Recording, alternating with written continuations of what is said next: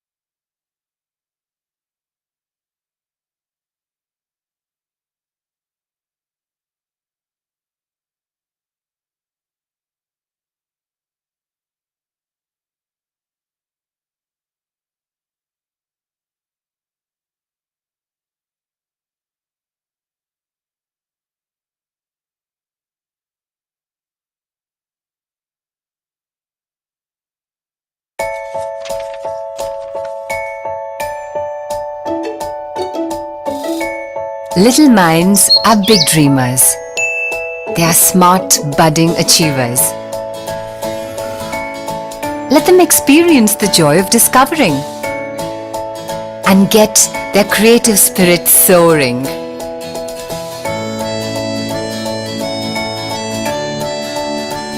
Children are little prodigies, looking to make discoveries. Young World magazine makes them inquisitive and helps them to become more explorative.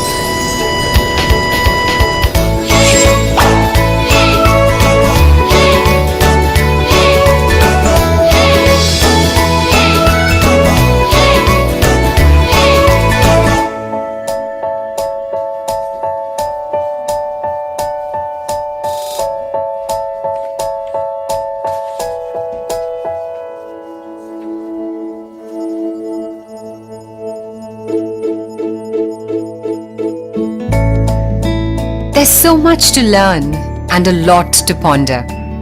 Reading the Hindu in school will make them an all-rounder.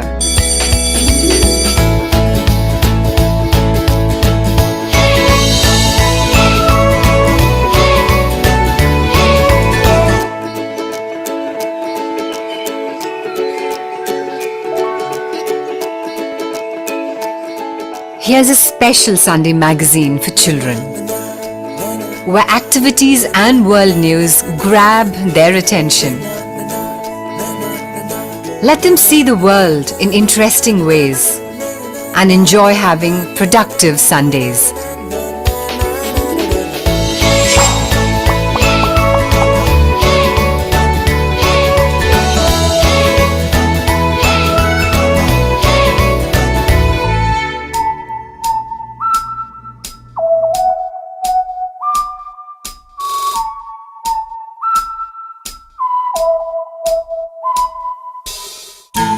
Every child has a hidden talent, waiting to reveal itself at the right moment. Here is a virtual universe of learning and fun, where knowledge and application come together as one.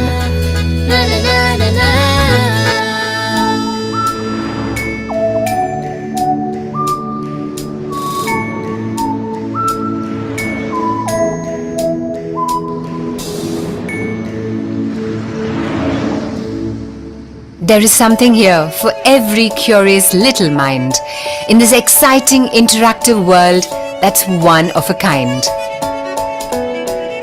Always ready and always on the go. Young World Club is a fun place to grow.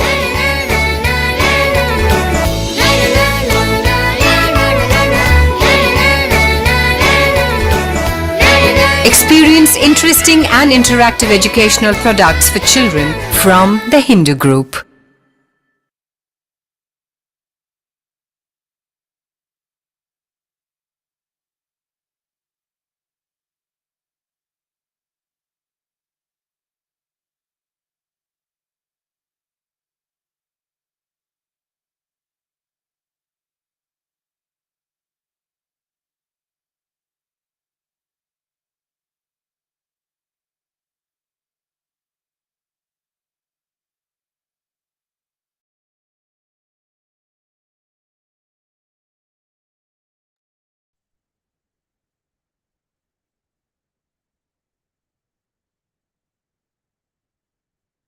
Good afternoon, everyone, and a big welcome to all the incredible educators joining us today from every corner of the country.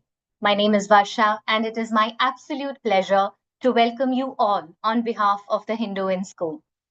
You are the architects of our future, shaping young minds and inspiring generations. We understand the immense dedication this requires, and that is why we are so grateful that you are choosing to invest in yourselves today. Because when you thrive, your students thrive too. Let's face it, being an educator in today's world comes with its own unique set of challenges. There is so much vying for our attention, but we at the Hindu in School believe that focusing on mental well being is not just important, but it is essential, especially given the current educational climate. To share the vision behind this crucial webinar and explain why we felt this conversation was so necessary, please join me in welcoming Mr. Sridhar Aranala, Vice President Sales and Distribution of the Hindu Group. Thank you, Varsha. Thank you. Set the context well, and thank you all for joining. It's one more moment for me to express my gratitude from where we've grown at the Hindu in School. I think we today reach about 10,000 schools and about 1 million children every year.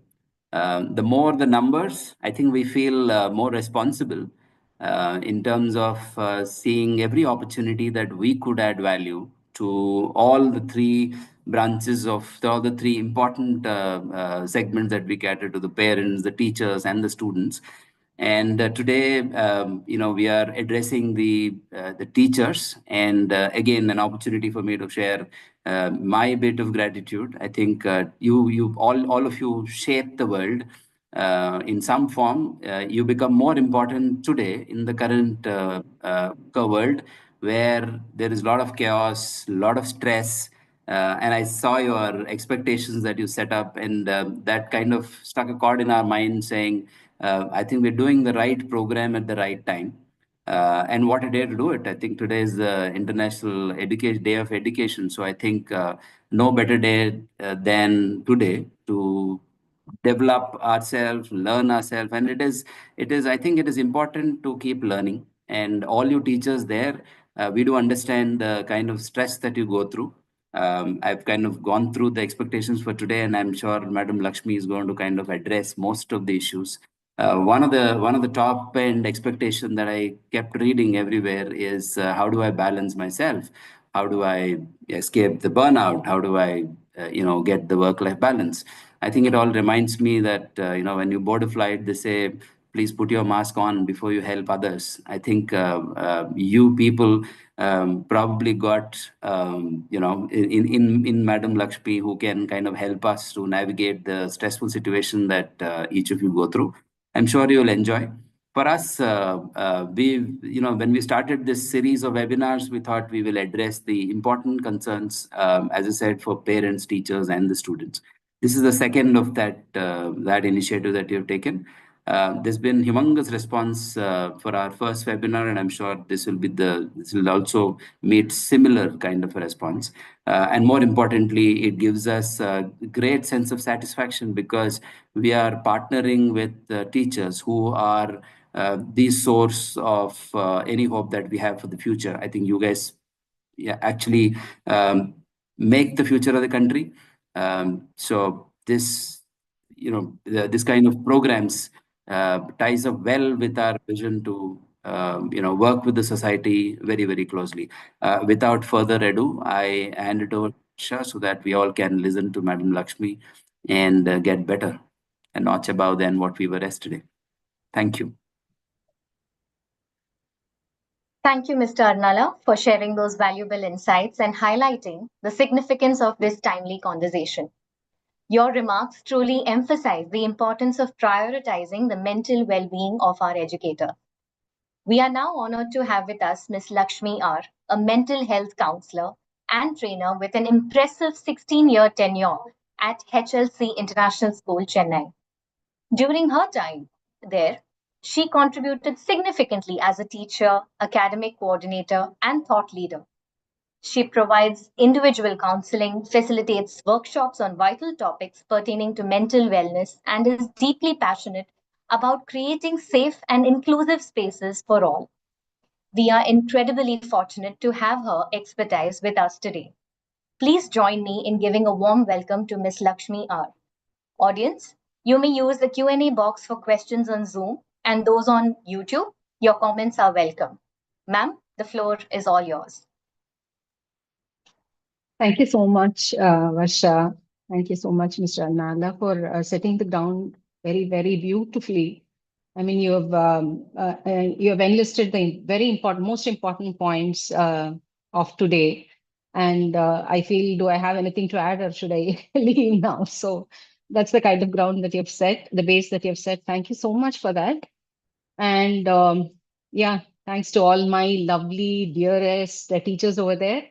As Varsha said, I've worked myself as a teacher in an inclusive school for over 16 years. And even in today's presentation, if I keep switching between I, we, and you, so please don't mistake me, because I get into this teacher, so I wear this hat quite often, and I get into those shoes because it's very close to my heart. So thank you for taking time out for yourself, as Varsha said. Like it's not easy because there's a family waiting for you out there, or there are friends out there, and the weekend is ahead, and you would have had a very tough week already, and you have decided to spend some time for yourself today, and it means a lot. Thank you for that. And let me quickly share my screen. Give me a minute, please.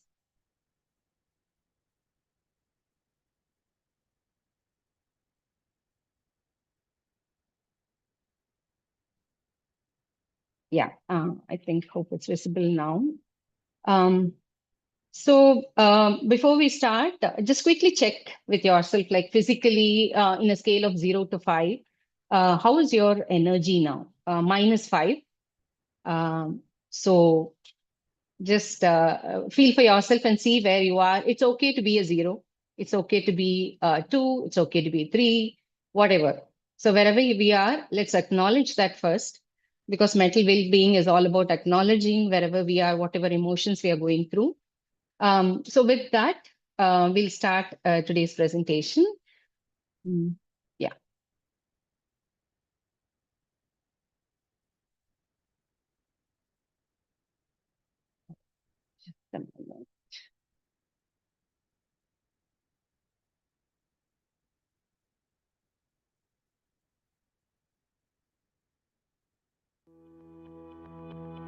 What would life be like with Sorry. Yeah, let's watch this video first and then get on with the session.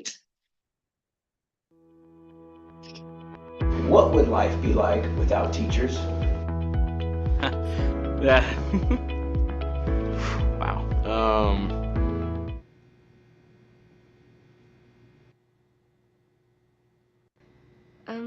Sorry, I'm gonna need. Yeah, take your Um. Ooh, life would.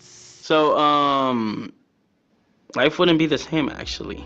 Teachers are the people that tell us to move forward, to teach us education that's very important. Yeah, you could learn stuff from the streets, but you won't know what's right or wrong.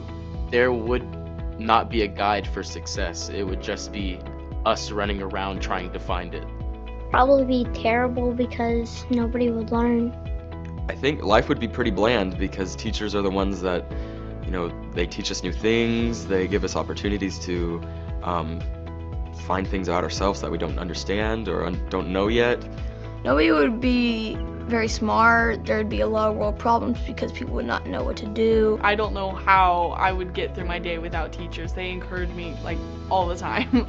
I couldn't imagine what it would be like without schools or teachers or any public education, because we wouldn't learn anything. We would be making the same mistakes over and over and over again. Public education provides, it provides everybody with a chance, a fair shot to get what they need to succeed in life. I feel like life wouldn't be fair for people who may not have the best deck of cards in life. I wouldn't know discipline, I wouldn't know responsibility, I wouldn't know how to think and how to critically think and how to be me. I feel like there would be a decrease in a lot of dreamers, as in they don't know what they want to do with their lives. Teachers, honestly, they're amazing people. They dedicate their lives to teaching and just loving and inspiring kids to be whatever they want to be. Without teachers, we'd lose our opportunities for leadership. Many people don't have someone at home that they can see as a leader, and teachers every day usually strive to become the leaders that are needed in our lives. I've had teachers who tell me to chase my dreams, follow my dreams, find my passions and dig deep into them. And that definitely has affected me as a student. A life without teachers would be meaningless to me because teachers have crafted me into the person that I am today. So I did not like school. I'll be honest with you, school was not for me. I skipped, I walked out, I tried to miss school each time. But there's some teachers that kind of make you come to school because it just brightens your day and makes it positive. So sometimes you really do. The only reason you come to school is just to see that teacher. Miss Bowling, my drill team director, has pushed me every day to do what I love and to be the person that I am today. Honestly, it's Miss Willems. Miss McCarty. Miss Waller, my 11th grade AP US history teacher. 7th and 8th grade English teacher, Miss Bradley. My favorite teacher is Miss Jerkins. His name is Mr. Staten. Miss Cummins, she's the special education teacher. A teacher who motivates me a lot is Miss Beal. My 10th grade chemistry teacher, Mr. Brian Delick. Miss Smith, she's a 9th grade biology teacher. Miss Levino is my favorite teacher because she motivates me to do my best every day. She makes me laugh all day, and she's just the best teacher of all times. She's super passionate and she loves her subject. But it's really just because her passion and her interest. Her passion for special needs kids has really pushed me to want to major in special education when I'm in college. In her class, she empowered us to question things, to explore the unknown. Miss Barth has changed my life because she's taught me how to be a better person. Good. I can tell you get emotional. Is it because she's made a big impact on your life? Right now I want to give a thanks to Miss Payne because without her I couldn't decide what I was going to do in my life. I want to thank her a lot because I'm going to be the first person from my whole family to go to college. And I set my mind and I'm going to do that goal. So I want to thank you, Miss Payne.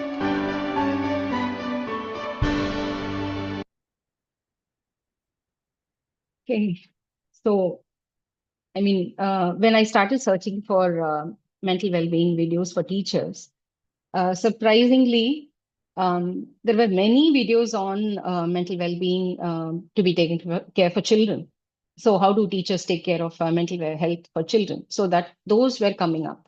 And I was like, okay, how do I find the right video? And I came across this. And so again, a teacher's mental well-being is associated with the children's mental well-being is what I understood, even the entire world looks at it that way.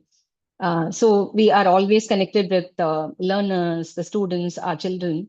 And as the introductory speech said, like if we don't take care of ourselves, that is, if you don't take care of yourselves, it's impossible to take care of the learners. So as this video beautifully says, like how each of these learners, the children, talk about how important teachers are in their lives.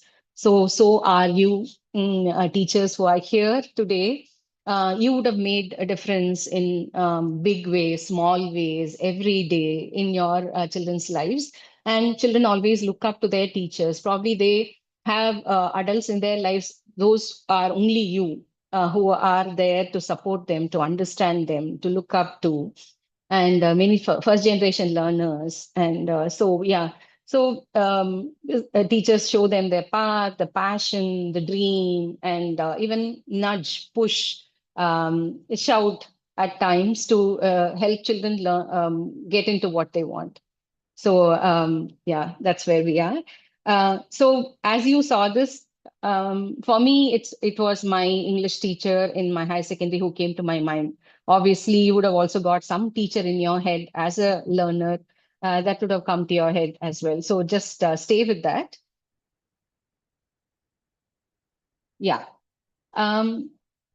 First, I would like to set some strong base, like teachers. As teachers, we are, you are really great. You're doing a great job. And let's look at some, I don't know if they can be called quotes, but certain statements that helped me understand what the importance of a teacher. So I'm just going to quickly read these. Influence on society. Teachers are among the most influential people in shaping the future, impacting thousands of students over their careers. Studies show that a great teacher can positively affect a student's success for years to come. So it's not only the school time, but beyond that as well. So there are over 80 million teachers worldwide, making teaching one of the largest professions globally. So a great, great, great clap for yourself. Big, big applause for to all of you over there. Many successful individuals credit a teacher for inspiring their career paths or personal growth. I myself have faced this, and you would also have teachers in your mind, and you would also be such people for children who are studying under you. Teachers juggle numerous responsibilities, from handling diverse student needs to coordinating extracurricular activities. Just a minute, I'm not able to read it fully. I'm just wondering how to move this, toggle this around.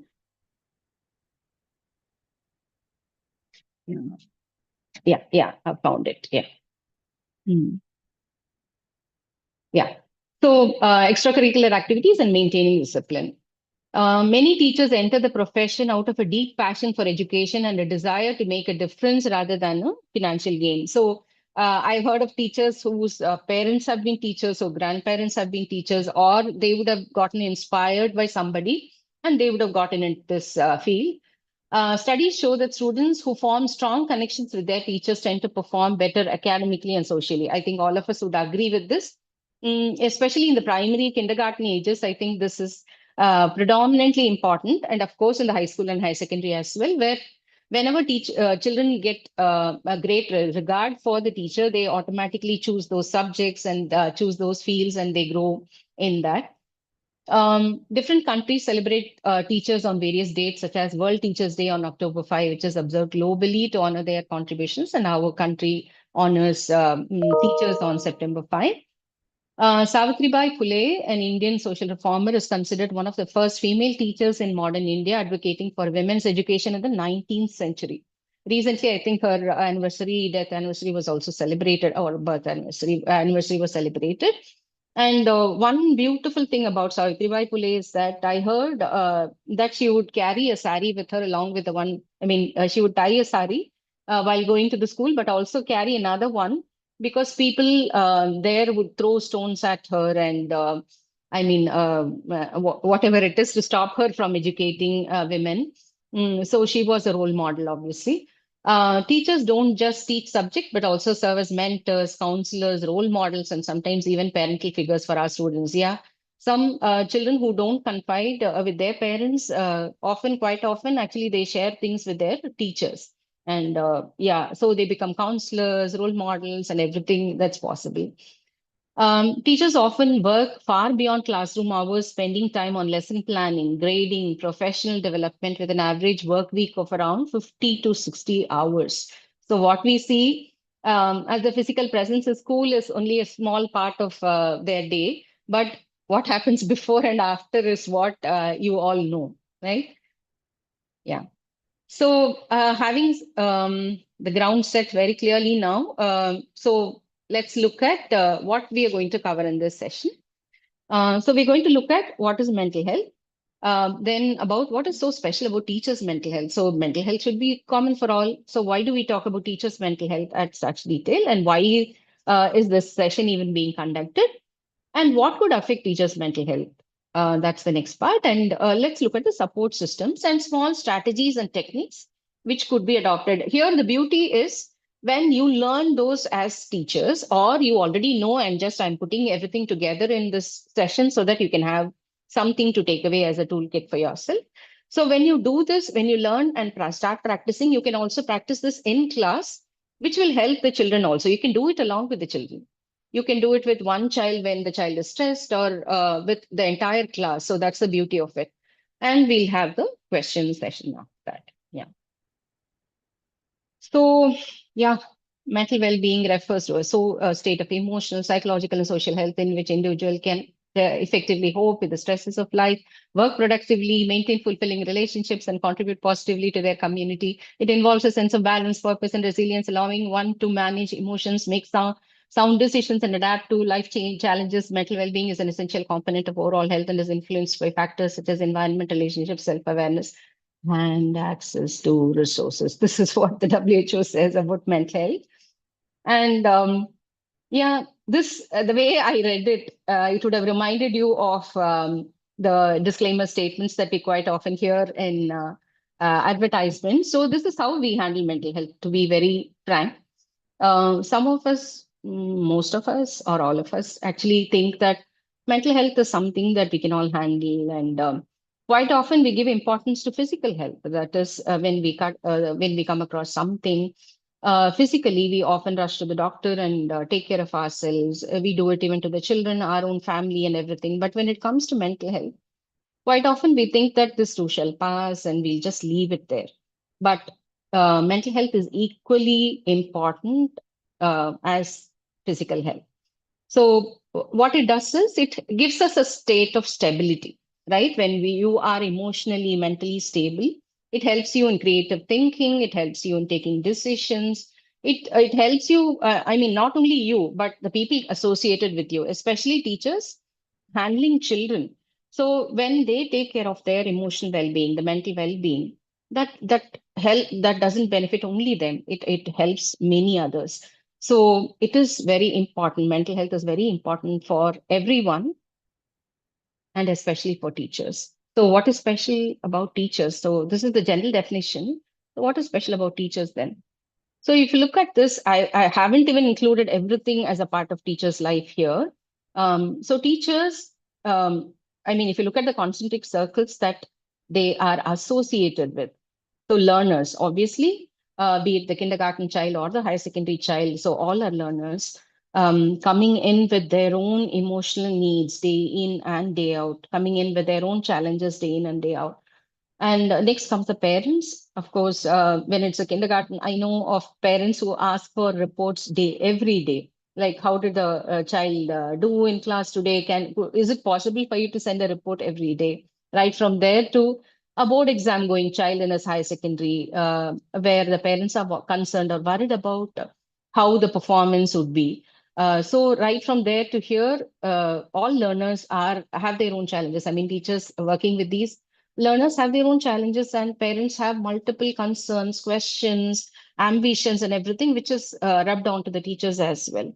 And colleagues, of course, teachers get to interact with their colleagues. And next comes the management. So those are the set of people with whom the teachers get to interact, and all others, the vendors, the facilitators who come in and go on a day-to-day basis. So teachers have so many people just at the small work time.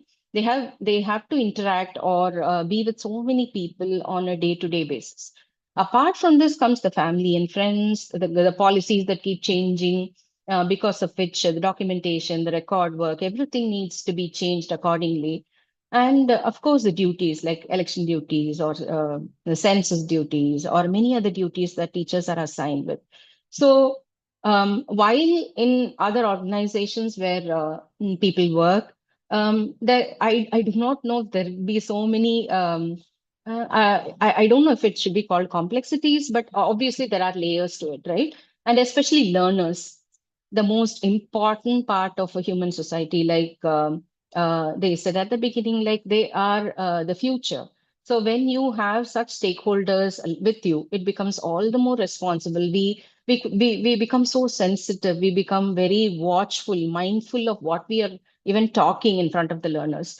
So if families or parents are handling one or two or three children, the teachers over here are handling 30, 60, 90 learners. I do not know how many learners you have in your classrooms. So it multiplies so much. So the challenges are so much. So mental well-being of teachers is very important than even parents or any other professionals, I would say. Having said that, so let's look at a typical day of a teacher. So this is just a sample. Yours could be completely different. You could have more and more to this. Let's look at how a teacher's day looks like. Usually begins with early morning lesson plan preparation. So you could do it either the previous night or check in the morning to see if you have all the materials ready for the class and stuff, including reviewing materials, creating engaging activities. So when we talk about engaging activities, our learners come in different types, right? So auditory, visual, kinesthetic, they could be artistic, there could be musical. So when we think of lesson plans, we always look at the entire range of children that we may have to reach the concept to.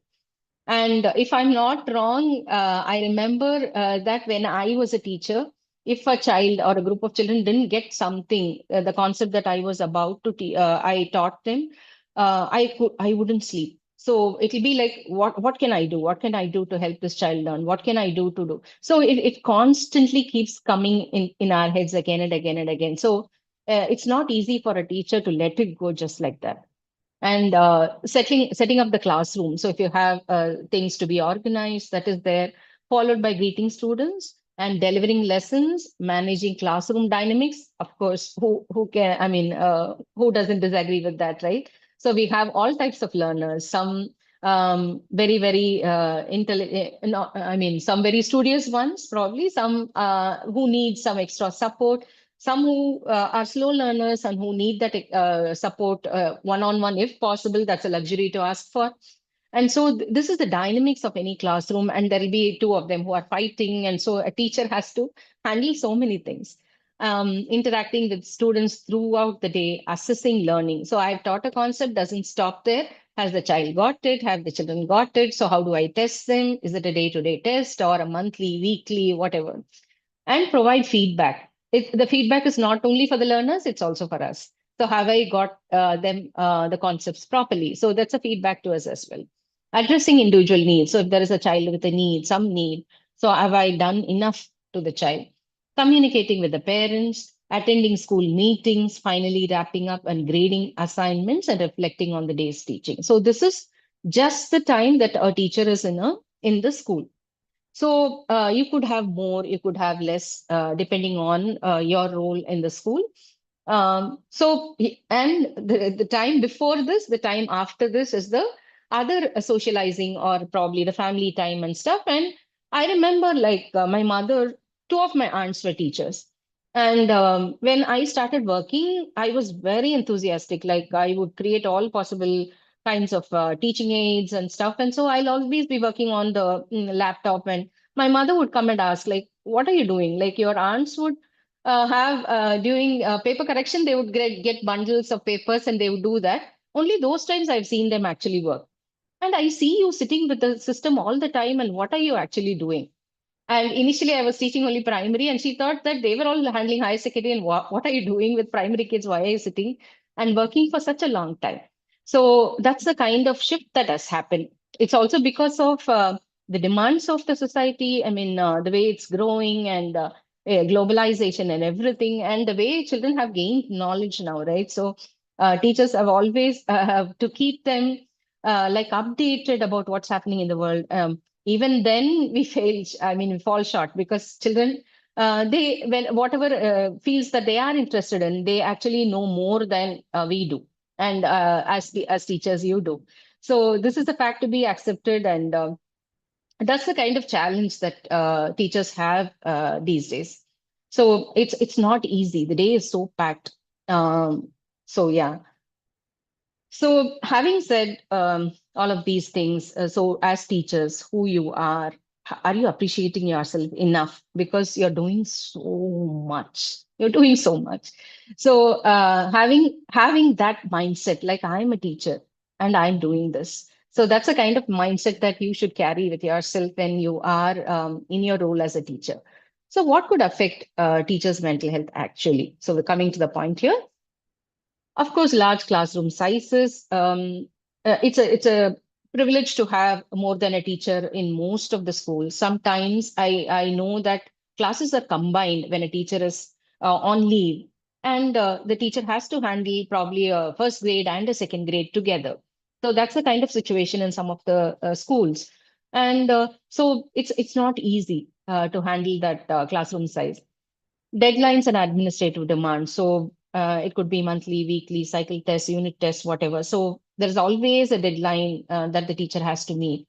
Documentation and record keeping. So it varies between schools. So among schools. So it depends on what kind of documentation or record keeping, but all schools have these processes and challenges with certain learners.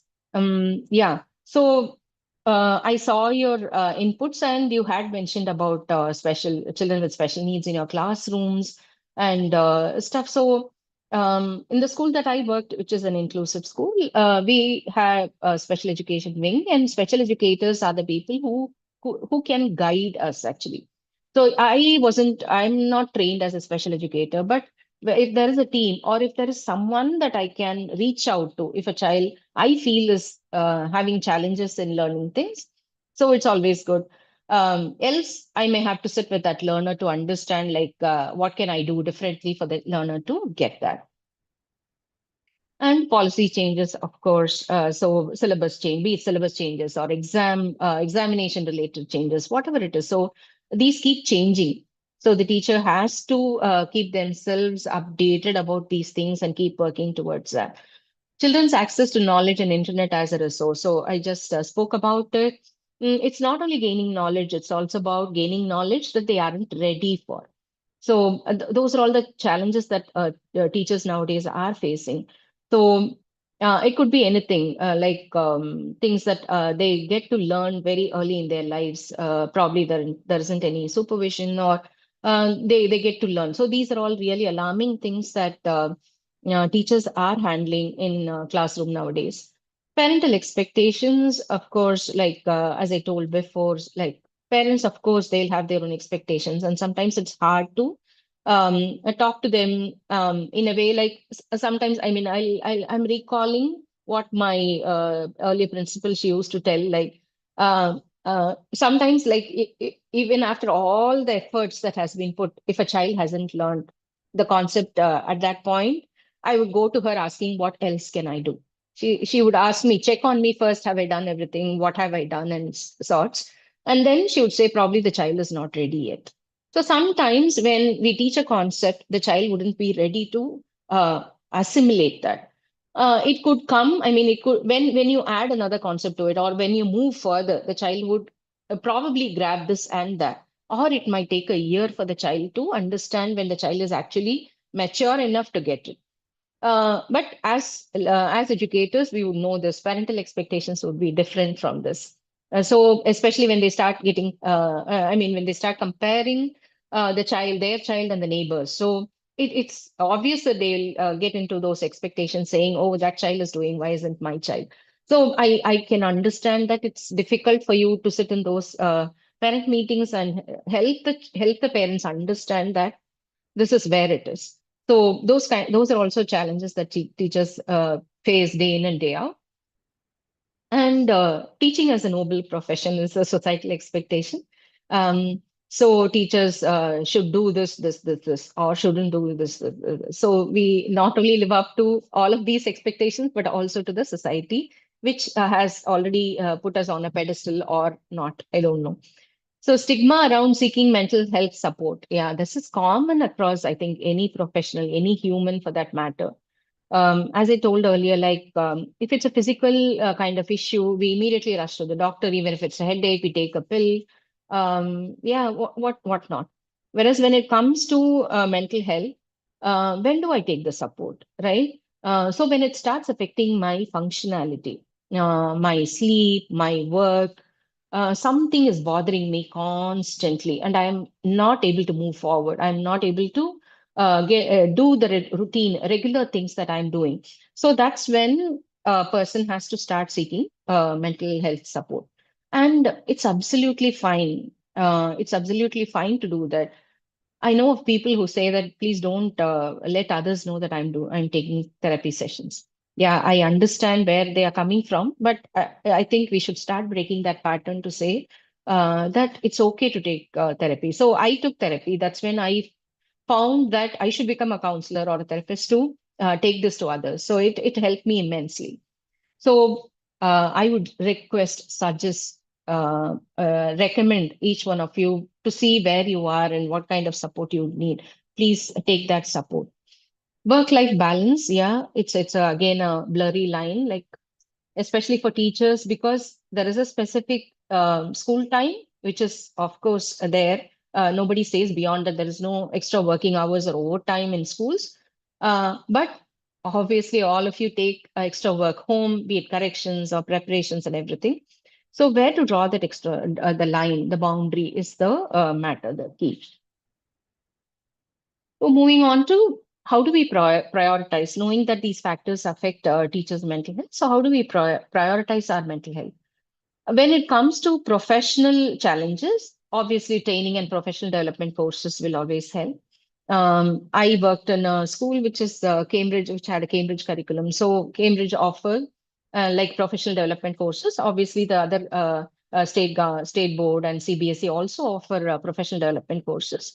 So in order to be updated, teachers should take those courses. And networks, yeah, professional support networks as needed. If there is a child with special needs in your classroom, then there should be a special educator who will refer to an occupational therapist or speech therapist or whatever. So those networks are also important. Even if you, I mean, do not have or you have a special ed wing in your school, it's important for teachers to understand like these kinds of things also exist. Teacher friends and forums. Teacher friends in schools are important because the context of what you're going through, even the family or other friends out, having teachers as friends will give you that comfort to rant something, to talk about it immediately and get it off your system. And forums are there to discuss stuff professionally. Yeah.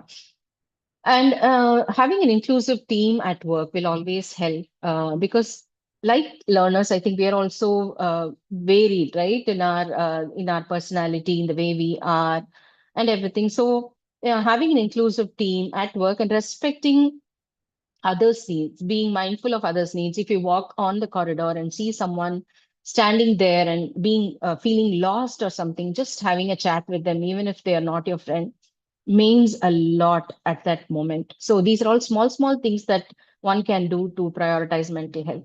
And taking small work breaks. Um, I remember KG teachers. I mean, in my school, they would be packed the entire morning because they can't leave their children and go out. So taking small work breaks, going and relieving them even for a break, biological break or something, or just a walk along the corridor means a lot to them. So these are all small things that one can do. Next comes the friends. Yeah, all of us need friends to share even things that we may not be able to discuss with our family.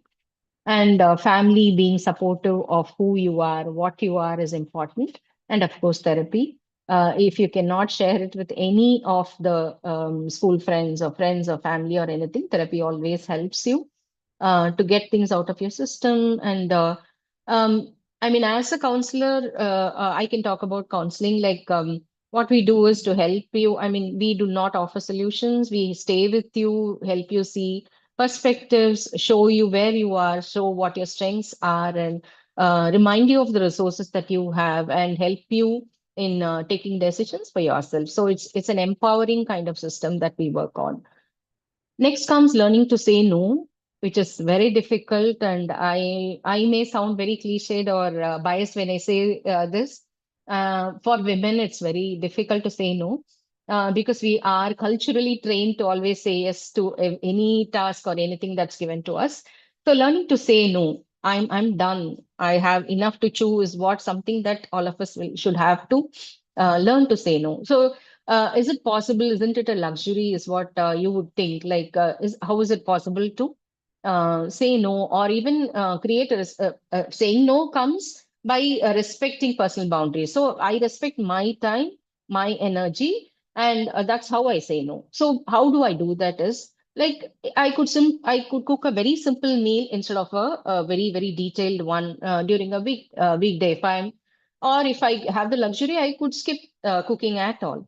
So that's one small example that I would like to bring in to say that I respect my time, my energy, my self-care comes here as a priority. It's not necessary that I should always keep helping, supporting people, even when I'm not feeling well. So is what I'm trying to say. And this recovery toolkit, I will come to this a little later because I'm going to show you like what my recovery toolkit is. That's when you will probably get an idea of what it is. Yeah. So again, these techniques that I'm going to share, yeah, probably we'll practice some together now. Scheduling time for self-care, me time. This is again a luxury. Even if it's 5 minutes or 10 minutes in a day, beginning of the day or the end of the day, this is very important to sit with ourselves, to be there, to see even where is it aching in the body, what is that pain telling me, or how was my day, what were the challenges, who helped me today, who did I help. So small things, reflecting the day or starting the day with a gratitude note or setting up things for the day. So all of these things come under me time, or just quietly sitting with myself with a cup of chai or hot water, whatever works. So that's the me time. It's not by doing chores, it's not by being with others, it's about being with myself. So one of the things is meditation and pranayama. Whatever I'm telling here below after this is it's a general thing. It's a list that I'm sharing. So everything will not apply to everyone, and it's not necessary mandatory for all of us to do everything. So whatever you feel resonated, or you must be doing many of these things already. I'm just putting things together. So just continue doing that if you're doing it. So for meditation and pranayama, it's not for everybody. Not all can sit with themselves and do pranayama or meditation. So you could choose something else in that case. Next is journaling and gratitude journaling. Gratitude journaling, I follow a lot because what I see is the subconscious. Um, I mean, one simple example is if you're planning to buy a brand of car or something. So what happens is when you decide on buying that brand, you automatically start looking at that brand on the road more. Doesn't mean that suddenly there are so many people driving the same car. No, so it is a subconscious that starts looking for that detail on the road again and again. So gratitude journaling is even if there were 10 things that didn't go as per my work this particular day, is there one thing that worked according to me? So what I would do is I would sit early in the morning and I would thank the fan. I would thank my bed. I would thank the peace at home, which helped me sleep. So it could be as simple as that. So when you start looking at this form of gratitude, the subconscious will start seeking those, and it will help increase those kind of luxury in life again and again. It will give you more of that. So there is scientific evidence behind that. So journaling or gratitude journaling is definitely a me time activity that you could do. Grounding techniques, especially when you feel anxious, or any child in your class feels anxious. Or the entire class is in a chaos and you want to bring them all under control. This is one beautiful grounding technique that you can follow together. So what happens is it's called the 5 4 3 2 1 method. So five things that we see. For instance, I'm seeing the mouse, the pen, the pouch, the paper, the newspaper. So as I see it, I call it. It need not be loud. If you're working with one child, or if you're working with yourself, you can still do it. If it's going to be a classroom that you're going to handle, then you could ask them to say it in their minds. Then four things that you can hear. So I'm hearing the AC now. I heard the phone bell. So I'm hearing my own voice. I probably hear something else. So four things that I hear. Three things that I can uh, touch. So yeah, I touch the pouch. I touch the paper. I touch the pen. So I'm actually touching it and feeling it. Two things that I can smell. So deep inhale and just see what is there in me, right? So I can smell paper now. So that is thing. And one thing that I can taste. So I can taste coffee. I had coffee, so I can taste coffee. What are we doing by doing this is uh, whatever was external, anxiety is about the future, right? So something is bothering you. It could be the examination. It could be for me the upcoming the webinar that I'm in now. So if I do this grounding technique, what happens is I'm bringing everything to my senses, right? Seeing, listening, touching, feeling. So immediately it comes to me. I come to the present. So instead of getting anxious and body getting agitated and panic and everything, so this technique works very beautifully. And you can do this for yourself whenever you feel your heart rate is raising or you're anxious about something. And or your children, your classroom, your own children. So you can follow this method. This works really well. And I recommend this to my clients who have anxiety related issues. Next is the butterfly hugs. Butterfly hugs, yeah, I'll just show you. Like you have to keep your hands across your chest this way and just gently tap yourself.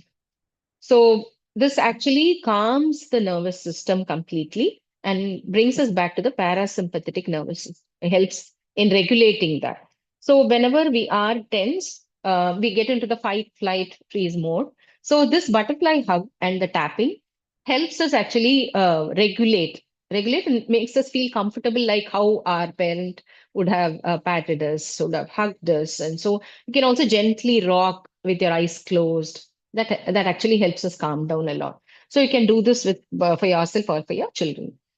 Progressive muscle relaxation technique is again a technique wherein you will have to lie down and then consciously from your head to toe, you have to hold your organs tight. For example, if I do it with my eyes, I hold my eyes tight and then release gently. Likewise, I do it for every part of my body, right from the head to toe. This is a brilliant technique, which is more powerful than the grounding technique or the butterfly hugs, because those are all gentle, gentle things. This helps in reducing anxiety a lot, a panic a lot, actually. Box breathing. Some of you would have heard about this. I'm going to show you. Just let's do this together. We're going to inhale for 4 seconds, hold for 4 seconds, exhale for 4 seconds, and hold for 4 seconds. And the cycle repeats. This is called box breathing. So inhale,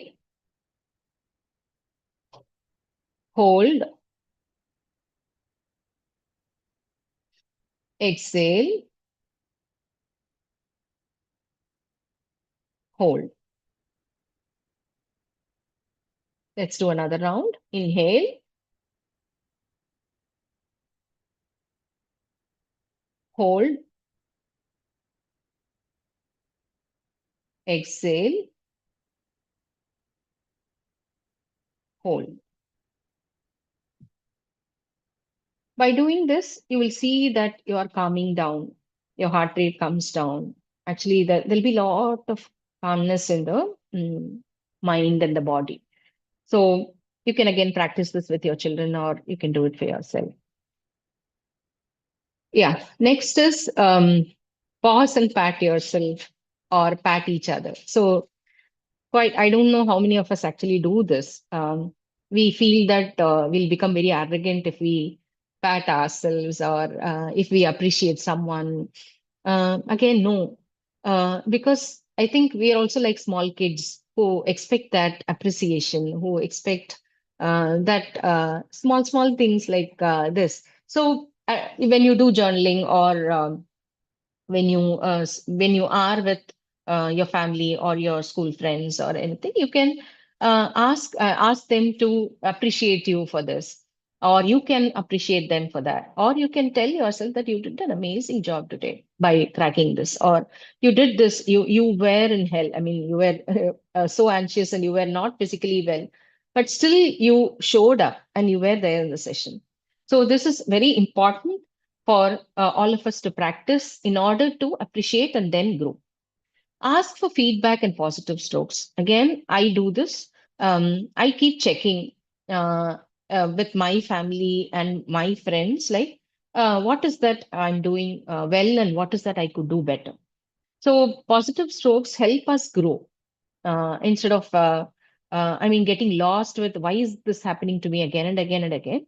If you keep checking, if you keep getting feedback and checking on where you can actually grow, this you can make it as a practice for yourself. And traveling alone with family, with friends, yeah, this gives a lot of calmness and joy. Hobbies that give joy. So taking time out to do over the weekend, or if possible every day, just one small thing, right? So that also helps in calmness and improves your mental health. Reading, listening to audiobooks, watching videos, or listening to podcasts, be it in your professional or your personal life, these things really definitely help. If you ask me, I'm not a great reader, so I do read for my profession and stuff, but I love listening to audiobooks. I love watching videos. I listen to podcasts as I go for walk. So these are the ways that I keep in touch with what's happening in the, I mean, what is upskill myself? Yeah, so that's the right word. So that's how I keep upskilling myself. So that is important. Then obviously physical activities, sports, dance, and hobbies. So these are very important. So as I told you, like this is a big list. Still, there could be other things that you must be doing already. So pick your things that whatever you would want to practice, whatever works for you. Even if it's one thing that you have a takeaway from this, that's amazing. Now coming to this one small tool, emotional energy zones. Okay. So why is this important? Quite often we get lost. Sorry. Yeah. I'm just trying to toggle this around 1 minute, please. Yeah.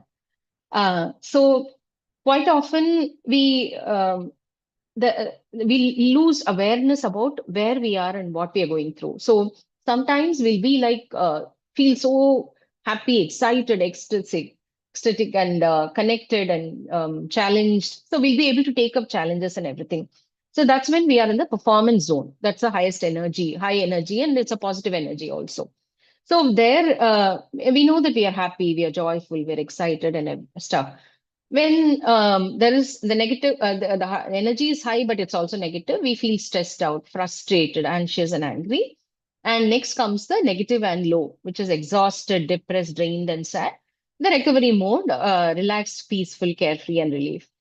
So where it would generally start is like the survival zone to the burnout. So when we are in the survival mode, so we're already frustrated, anxious, and angry, it might lead to a burnout, like exhausted, depressed, drained, and sad, unknowingly. If we have a sense of where I am, what I'm trying to say is, if we check our energy, like, okay, let it be a small thing, like in class, you are triggered by some action of a child or the classroom as such. So if you get to know that I'm getting anxious now or I'm getting angry now, first is acknowledging that emotion that you're going through. So you are in the survival zone here. So from here, you can see if you can actually move to a recovery zone. How could you do that? You can take somebody's help, or you can just walk out and stay outside, breathe, and then come in. Or you could adapt some, you all know, like activities that can calm down children, or some quick games that you can play. That so these things will change the environment and help you calm down. So instead, if it goes into a burnout, then you feel powerless and you feel like you have lost that energy. So you feel exhausted, depressed, drained, and sad, right? So if you get awareness of where I am now, okay, I'm getting angry. What do I do now? Instead of getting sad, and it's also okay to get sad and then move to the recovery zone. But it's important that we acknowledge that we are going through this emotion, because awareness is the key for getting into solution. So first is acknowledging that. So where am I now, and where do I want to head? So it's not possible to be in the performance zone all the time. We all know that it's inhumanly impossible. We'll go through all of these, even in a day. We might be going through all of these in turns or over a period of time. So burnout is experienced when it's happening over a period of time, when we do not understand that we are stressed out or frustrated, anxious, or angry. If it happens over a prolonged period of time, we get into this exhausted, depressed kind of zone. So if we can get aware of where am I, if you can have actually an energy kind of meter saying, okay, what's my energy meter saying now? So where am I now? So those kinds of things actually help us to move into the next possible thing that might help us. So I spoke about the recovery kit, and I just wanted to show you mine. Like, what do I carry in my recovery toolkit? So what are the things that I do in the long term? Because uh, certain practices that is done in the long term, on a regular basis, on a habitual kind of basis, will only give you that stability, right? All of us know that. So there are short, quick fixes, but always having these consistent practices will give us a long-term physical, emotional, psychological, and spiritual energy that we need. So what do I do on a regular basis is walking, yoga, pranayama. I have nutritious food and water. So these are things that I do for my physical well-being. Emotional well-being, I have friends of different types with whom I move around. A family which is very supportive. I travel in nature, which I love the most. I'm a classical musician, and I also listen to music. So the music is a part of me, which helps me keep emotionally high. Psychological, yeah, therapy helps me a lot. Podcast videos, as I told you. Psychological is when it helps you think. Emotional is when actually helps you feel, right? So that's a difference. Vision board or manifestation is something that I believe, and I actually see that happening. When I have a vision, I manifest, I work towards that, it happens to me. And asking for feedback, as I told you. Spiritual, I meditate. There is a class that we listen to lectures and get into discussions that is there. Gratitude meditation is something that I follow every morning. As soon as I wake up, and at night, I do that. Journaling is a part of me. So these are all the long-term, consistent things that I do. Does it mean that I do not get anxious or panic or something? No, I do. So what do I do in such states? Walking helps me, like even short walks. When I'm in thing, I immediately get up and start moving. That itself, when the body starts moving, the mind also gets a shift. So that helps me a lot. I love talking, like especially when it's in my system. The way I release it is to talk to friends and family. Therapy session helps me a lot. Butterfly hugs is something that I practice. Grounding, box breathing, visualizing. When I'm caught in a situation, when I've done this and I've calmed myself down, then I visualize to be in a better position from there. So even this session, I thought myself doing it so well. That's how I visualize. So meditation is something that after I ground myself, I do that. Gratitude meditation, as I told you, and journaling. So these are all the quick fixes that I have. This is my recovery toolkit. So when we have this kind of thing, as I told you, you could pick whatever works for you. Even things that are not mentioned in this could be part of your recovery toolkit. So you could put them down and, okay, I'm in this energy zone now. So this is not helping me. What do I do now? So you will get into that way of thinking for yourself. So you will look at what helps me regulate my emotion now. What should I do now? So that helps you move and stop you from being stuck in that situation. Yeah.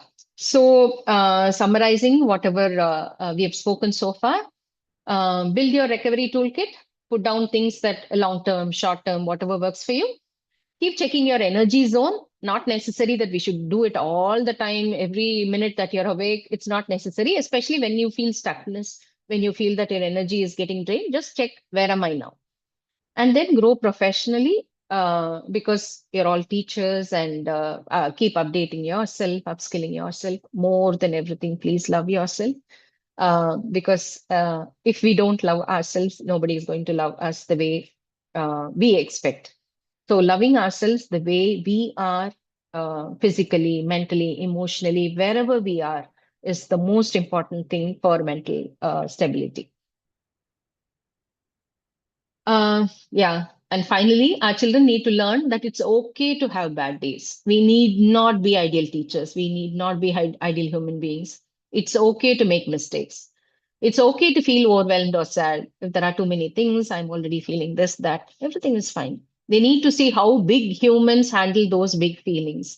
Nobody's born perfect here. There's nothing called ideal.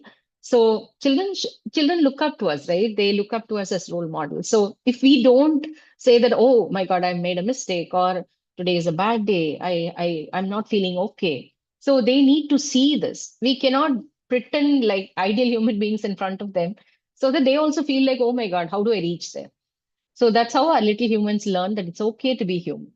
So let's give ourselves permission to make mistakes, to have bad days, and feel any emotion. That's absolutely fine.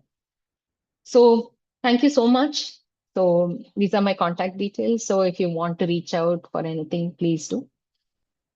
Now it's question time. Thank you so much for being there, staying there with me. Yeah. Yes, question. Yes, so thank you, ma'am, for that. I think I can say thought provoking and informative session. You've addressed many of the key concerns and expectations that our educators brought out to this webinar. But yes, we do have some questions that have come in, and we'll try and take all of them.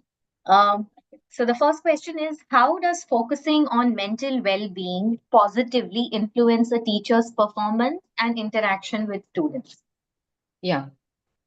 So what happens when on a day when we are so rushed up and when we are so anxious and when we are going in with that rush, we all know, right? So that's how we present ourselves. And the most beautiful thing is, children, we need not even talk to them. The minute they see us, they know that this teacher is so tense today. So staying calm and taking care of our mental health helps one model that it's important to do that and handle our classes well. Not in terms of even academic teaching and learning, it could also be anything that we do. I think staying with that calmness helps children a lot. Yeah. Hope it answered. Yeah. Yes, and the next one is she says that I'm a mother of a 5-year-old and also a teacher. So I have to be a teacher at home and also at school. And this is what is most difficult for me to manage. What advice would you give me regarding this? So I think a lot of other teachers also resonate with that, being teacher at home and at school. So how do they manage all this, playing the same role at school and at home? Okay. Yeah. Playing the same role in the sense I'm also taking it as probably a mother in the school as well. So it's kind of mutual. I think women get into this thing of being a mother of children. So, yeah. So, what are the things that you are see when you come up as a teacher? What are the things that you are putting down for yourself as a mother? What are the things that you are putting down for yourself? Is something that we need to look at because each of our lists will be different. So I would honestly say that I'm just wondering why someone would want to be a teacher at home. So I'm wondering why should that happen, and also why should someone be a mother at school? Because these are roles. In both cases, probably there should be some detached understanding of like what is my role here and what am I doing. And with children, I think it's okay to make mistakes. For even for children, I'm saying like there should be some ground rules for sure, because discipline comes only with some routines and stuff. So there should be ground rules, but there should also be allowances to break that rule and be okay with that. So this question itself is a little thing like what is happening? Like why is someone be wanting to be a teacher at home? So I'm still not able to understand probably that part. I probably I didn't get it properly. I don't know. Yeah. So probably you're saying be a mother at home and be the teacher at school. They're Yes. two different roles. Yeah. So play it differently is what Yes. you are saying. So Yeah. I think that answers her question. The next one says that a major challenge is how to maintain classroom dynamics. These days, students are too distracted. This makes our job a bit more difficult and time consuming. So, how do we deal with this? Yeah. So, classroom dynamics, as in, I'm wondering that it's about the behavior of children, children being different and how they affect each other's learning by being in the same classroom. So, setting classroom rules, like how you set rules for a home as a mother, a very similar thing that happens in school as well. So, ideally, what should happen is like the class teacher along with the children, coming up with some ground rules and putting down consequences in the sense like not strict punishments or stuff, but this is the rule. If we break, what could be the consequence? So it should be a democratic kind of agreement between the teachers and the class teacher and the students, which should be shared with other teachers as well. This happened in our school when I was there. And actually, there will be a contract that will be signed by all the teachers saying that, okay, we adhere to this. And this will keep changing. It's not written on stone. So when there is a priority that has been taken and that has been worked on, they'll move to the next one. So there'll be goals set and worked. So if it's not a one-time, short-term kind of thing. So all teachers should agree upon this agreement, the contract that the children and the teachers have come up with. So that only will help. Yeah. Right. And the next question is more of a clarification. Are these strategies and techniques to be practiced during the school hours? Because sometimes you feel extremely saturated, exhausted, mentally more than physically. So that time you feel you need to take some immediate break. So are these techniques that can be practiced at a workplace or only at home? Yeah, that's a good question. Again, as I told you, like there should be some long-term things that we should do as teachers. Should be practiced. Like what could be your long-term? It could even be one or two things that would satisfy your physical, emotional, psychological, and spiritual energy. So pick two things and keep doing that consistently, and follow these small, short-term fixes that we saw in that thing. Um, what happens is when you do it along with the children, it helps regulate the teacher's emotions as well. So though the teacher feels drained looking at a classroom that's chaotic and making noise and everything, if there are certain things that is practiced along with with the children, it helps the teacher as well. So it need not necessary that the teacher should lead this all the time. If it's made as a practice, any child could be asked to lead, especially the naughtiest child should be asked to lead that because they love attention. And once they do it, they'll also learn and others will also think. So these could be worked out in those ways. Yeah. Nice. So there's another very pertinent question saying, how do we respond and not react? Yeah. So yeah, that's a very, very, especially in a classroom kind of situation, it's not easy to maintain that calmness and say that, okay, let me hold on to this. And then that's what I say, it's not that easy. So a reaction, obviously, it just comes off like that. It's okay. It's okay initially, especially when the first thing is awareness. First is understanding that, oh, I'm reacting is in itself is a great thing because you're aware that you do not like that. That's why you're asking this question. I mean, it's not about one person. I'm talking about people, including me. So first is awareness. Then I see like, why am I reacting this way? What's coming up? So what are the reasons behind it? So what could I do to strengthen myself in order to stay calm? And one more thing is it's about the child, not about me. Quite often we as teachers feel that the child is doing it to trigger me. No, it's the child's reaction towards something that's bothering that child. So if other children will not understand because they're all of the same age. But as adults, even if the child disrespects, if we get to understand, okay, it's not about me, it's about something that's because behavior is always looked at as the tip of the iceberg. There are so many things below that.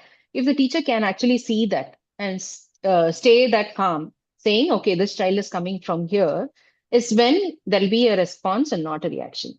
And it's okay even if we react once or twice. We are not going to do anything greatly. I mean, I don't think it's going to be a crime or something. it happens. We're also humans, right? Like just like parents, teachers are also humans handling so many children in their classrooms. Yeah. And but to build that muscle slowly, to see that okay, first is I'm reacting. Now, how do I move to the response? So it comes with practice. Yeah. True. And like you said, the first step is realization, which is great. Yes. Yes. Right. So another question is dealing with monotonous attitudes, even from leaders. It frustrates teachers quite a bit. So how do they deal with this? Handling students is one thing, but handling some monotonous attitude from leaders is something else. So how would you answer that? Okay. So here again, the boundary setting and those things actually help in these situations, right? One is hierarchy, it's there. So we can't take away that. So that's not in my control. What is in my control? My response to that is in my control. So again, just like how we handle children, okay, this person is behaving in a particular way because that's how they know to behave. So what is affecting me in that, and how do I work on myself is definitely the way for a long-term kind of peace and calmness for oneself. Else, it's difficult to change anybody other than ourselves. So working on ourselves is the only way to go. Of course, taking help from probably we could see how the others are reacting to this person. How are they able to take it? Having striking conversations with them, taking other kinds of support will definitely help. Nice. The next question is pretty interesting because it's a music teacher who teaches varied age groups from class 1 to 10. So she says how to cope with different levels of this energy that kids have because it mentally and physically exhausts that teacher. So, how to handle this varied levels of energies from students of these classes 1 to 10? Yeah, I feel sad because music, again, you need to use your voice. Again, as a musician, you need to preserve your voice as well. When you shout to a class of probably 30, 40 children, it's going to affect your voice. So hope that teacher takes care of her voice really well, because being a classical musician, I can understand what it means. Um, Again, it need not be only teaching music. I have been in classrooms where music is taught as a curriculum. Like there will be activities towards that. There will be worksheets in that. There will be many things associated with music. So if we attempt to teach only music for the 40 minutes or 30 minutes or whatever, it's going to take away our time. So the teacher has to plan it smartly to see that there could be some energizing activities at the beginning itself, so that children do that and then sit down.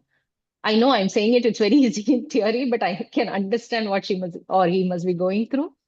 They need to strategize their sessions accordingly. And I can understand like a 10th grader class wouldn't be interested at all.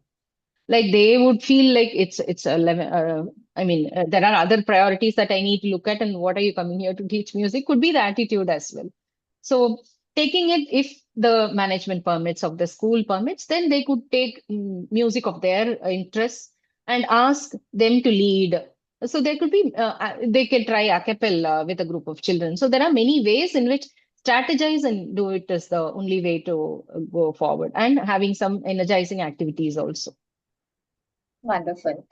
So the next question is from a government school teacher saying that for government schools, it's really difficult, to maintain your mental health. So how can they specifically take care of their mental health?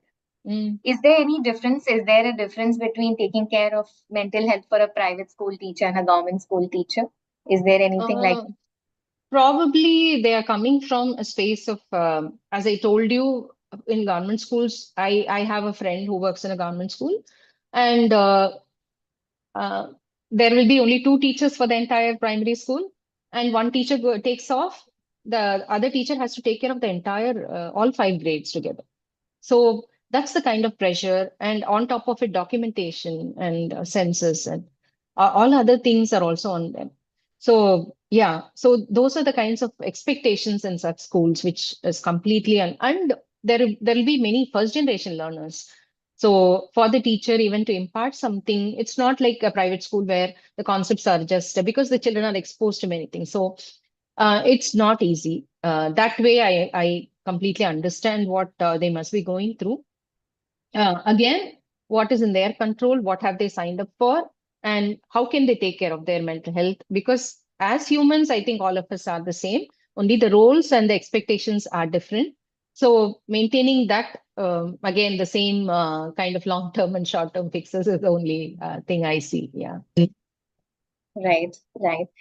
The next question says, can you suggest strategies or practices that schools can implement to create a more supportive and stress-free work environment for teachers? So I think it's a very nice question coming from a Beautiful. principal saying, Beautiful. what can the school do to make Yeah. this better for their teachers? Wonderful. And thank you to the principal who has taken the step already to ask this question. Um, Teachers' meetings, I'm hoping that it will happen once in every month. So starting something very small in there, like birthday celebrations or sharing lunch, potluck, just for people to get to interact with each other. And again, feedback, as I told you, like they could ask for feedback. Generally, we give pass chits around and ask to write about a person. It could be done in small groups. It need not be one large 100 people sitting together and doing it.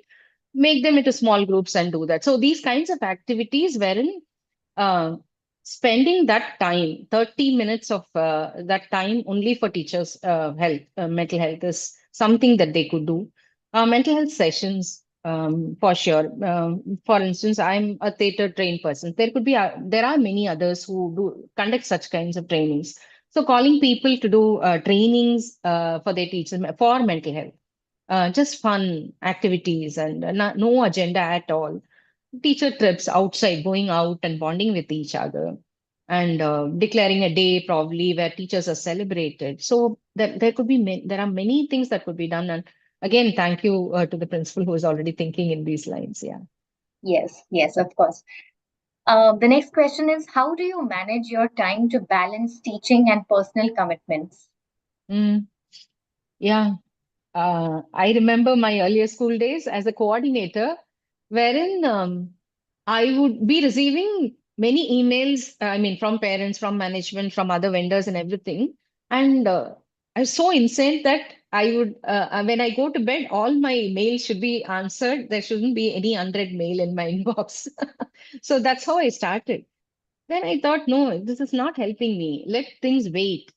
So I need to take care of myself. So when I put down like what I want for myself, this 15 minutes of time is mine. Come what may, I'm not going to give it away to even any family member. I'm going to tell them that it's my time. So unless we put our foot down and say that it's my time, no. I mean, even if the person is tired for time and everything, playing some music and cooking, even that is going to give joy. So small steps definitely can be done. Nice. The next question is, can we as teachers demand or request counseling for ourselves during difficult times? This again depends on the school and management and stuff. I would say yes, yes, yes, yes, yes. Please do. And yeah, more and more principals and headmasters should, I mean, heads of the school should be okay with this. Yes. Right. Um, the next one is how to handle vulnerabilities of children at school that demands increased attention and time. Mm, yeah. Yeah, I think they're talking about children who are disturbing the class, and because that's a way of getting attention also. So children cannot be looked at in isolation, right? The behavior, as I told you, it's just showing something. There are so many other things. There's family. There's the peer group. There are other probably teachers who are, for instance, if the child is not interested in sports, the sports teacher would say that they have to be there. While I respect that, can there be a modification in the child's way of workout or whatever? So, so those kinds of things should be checked first, and then kind of proper goal setting and actually helping the child see those. For example, if the child isn't sitting in the class, so what we should do is like have a visual reminder saying that, okay, every time you move out, you're going to mark a red star or something on your thing, or a red frown face or something. So a goal has to be set and it has to be worked. And that milestone is done, move to the next one. So it cannot be a quick fix. Children need that proper, first of all, they should understand that somebody is going to closely work with them. And that is something that is reachable, doable. Because many times, sorry to say this, but dysfunctional families where parents are not available for the children, not able to spend that time, is when the child will, or there is no structure in the family. The children need that structure. They need routines. Because they can't deal with abstract things. So there should be something somewhere for them to follow. If that is not there, is when children will start seeking that attention in school, at school. So it is important that all of these factors should be considered and then worked upon. True. True. And then we have another principal saying, what about mental well-being of principals? You spoke a lot for teachers. Of course, But yes. what about the principals who have to handle all the teachers and their problems and Yes. administrative responsibilities? How do they manage their well-being, mental Yeah, they well-being? should be the first in the line. Yeah, they should. Once they do it, obviously everyone in the school is going to do it. Yeah, of course it's important. Yes. Okay. So the next question is, these days students are just not interested in anything. They are always tired or distracted due to technology. How can we motivate them? Yeah, that's true, especially after COVID. I think earlier we said no phones, no gadgets, and we gave them everything and say go learn now. So of course it's a we can't come back and we can't say that no gadget or anything, but it need schools need to work with the parents and conduct sessions for them because when they go home is when they get the gadgets on hand. So unless they are trained there, it's going to be difficult. Um, yeah, there will be at least when I feel that it's a generalized statement when they say they are not interested in anything, because there'll be one teacher or they'll be interested in games or reading or something. That's a spark that we can look at and see from there how can we enlarge their frame of reference. So that and working with the parents, conducting sessions for them and be getting them aware is what has to be done. It's very sad, very sad. I recently saw children as young as 2-year-olds like having the phone and playing reels after reels after reels as the child is swiping. So it was so sad to see that. The parent says, I have to do night shift, I can't do anything. So I didn't want to lecture there, but that's where they are. Yes, yes. So I think we have a lot more questions coming in. We'll try and take as much, but we're just nearing time. Yes. So the next question is it okay to seek validation for our efforts in teaching and mentoring our children at school? Sometimes the management is always asking for more on the part of the teacher. We need an acknowledgement at times to boost our self-worth and confidence and do better each passing day. So is it okay to seek validation? Absolutely fine. Absolutely fine. So starting by doing it to ourselves first. As I told you, like I did this today. So that is very important. Especially in my case, like I do yoga sessions online with 20-year-olds to 30. I'm 52 and they're all there. So I may not be able to do certain asanas like how they do. But what I tell myself, I'm consistent. I show up. I document that. I document that in my head so that that's a validation for me. Otherwise, I'll have no motivation to go there.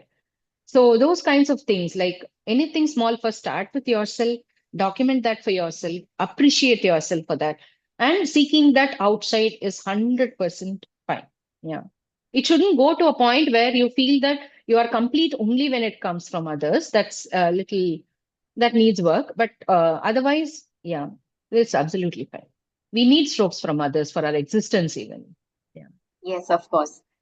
I think we'll take one last question, although there are few more coming in continuously. Okay. But yes, the management as well as parents very easily play a blame game, especially when students fail to perform. They expect a lot from teachers at all times. So, how can this blame game be managed by the teachers? Like you said, mothering and teaching are two different roles. But Right. when the blame game begins, how to manage that? Yeah, again, for me, I don't know what can be done with the management, with the teachers. How much can they do unless they have a voice there to talk about this freely, to say that this is what is happening to me. For that, the management has to conduct feedback sessions to understand, or one-on-one interviews as well, conversations as well, to understand where the teacher is, what the teacher is going through on a day-to-day basis is important. At least once in a term or once in a year, at least this has to be done.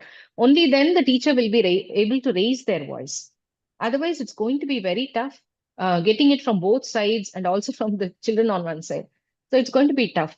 So there should be spaces for teachers to express themselves, or those could even be anonymous letterbox kind of thing where the teacher writes their grief and just drops it there. So unless it's done, only working on themselves is not going to work, because they can still do it, but it's from every side that they're getting it. Yeah. Yes, very nicely answered. And of course, there are a few more questions, but apologies. I think we'll have to stop here because that's the time we had. Thank you, ma'am, for sharing your expertise with us for today and for providing such thoughtful and helpful answers to all these queries. We truly appreciate your time and insights. And now I would like to invite Mr. M. Tyagarajan, the head of the Hindu Group School Vertical, to deliver the vote of thanks. He has been a key instrument in our efforts to connect with and support the educational community in India. Mr. Tyagarajan, please come. Thank you, Varsha. Good evening, all. Good evening, ma'am. It is not only for the teachers, actually. It is for everyone beyond the teaching fraternity. So we do got a lot of stuff from this session. So thank you for your time, especially the way you mentioned about how to control the anxiety level. It's a lesson for us, learning for us. So thank you very much. And the teaching fraternity, we can understand how they are placed today, especially today being the working day, and a lot of schools are having the model examination and the practical examinations are going on. Say they have some time. So as you mentioned, they need to allot their time, my time. So they are here, they spend this 1.5 hours. So thank you all teachers, the principals and the educators for being with us during this last 1.5 hours. So thank you very much. And I would like to place on record the efforts taken by our cross-function team marketing, my S&D colleagues, those who are support team as well as the front-end team, to make this workshop a regular one. And this is the second workshop we are having. Last month we had one workshop, and next month also we'll be having one more workshop. So thanks for the efforts taken by each and every S&D team member and other cross-function team. So thank you very much. Thanks for your time. Good day. Happy weekend. Thank you very much. Thank you, everybody. And a lot of you are asking for a feedback link, which will be sent to you by our team very soon after this webinar. So we hope you have a relaxing and rejuvenating weekend ahead. And remember to prioritize your well-being and try out some of the strategies that we discussed today. Thank you so much. Thank you so much.